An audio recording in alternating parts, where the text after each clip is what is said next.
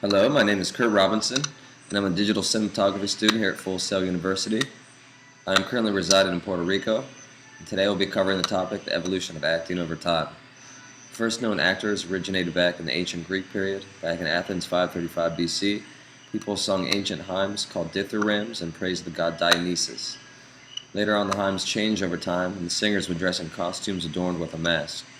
One of the first actors ever was a man called Thespis, who mystified the crowd by jumping onto a wooden cart and reciting poetry, pretending to be the characters in which he was reading. From this man we obtain the word thespian. The actors were so far away from the audience that the actors had to wear giant masks with exaggerated expressions to indicate what the emotion of that character was trying to portray. It made it easier to indicate the social status, gender, and the age of the actor. They also molded the mask into a shape that would amplify the voice and make it easier for the audience to hear. We got the word theatron from the Greeks, which means the seeing place. This was the first theater ever, and it cost 2 obols to view. That would take an unskilled worker a full day's wage to attend the play. The back seats were reserved for the poor, and the front seats were for the wealthiest, so not too much has changed in terms of seating prices in a theatrical environment. They even used props in these elaborate plays. They would use crowns for kings, walking sticks to symbolize old age, and lifting cranes to propel the actor in midair to portray a god. Now we'll move forward in time to the 1700s era of acting. The actors mainly did pantomime scenes and recitations from tragedies, comedies, and dances. Then we have the period of the high and late medieval theater, around the year 1050 to 1500, when Viking invasion halted in the 11th century. The liturgical drama spread to Russia, Scandinavia, and Italy. This period was mainly plays inside the church system.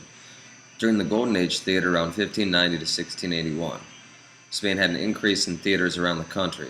This was a time that acting as a whole was really starting to take off, and many different stylistic approaches to the art were starting to take shape. After the Golden Age, we go into the Renaissance theater era. Around the year 1570, this era mainly consisted of mystery play actors and comedic approaches to this new art form. From 1660 to 1710, we have Restoration comedy, written and performed in the English nation.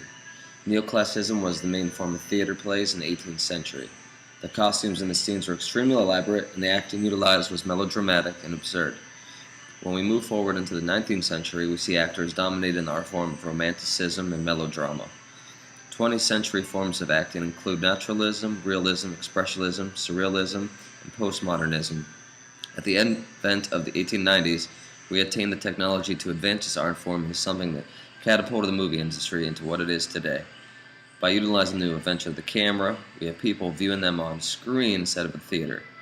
The acting used in these silent films was giant expressions and hand gestures to portray what the director was trying to get across. Then when the Vitaphone was introduced, we finally attained the chance to hear the actors, and this evolved the styles into many different formulaic expressions of the art.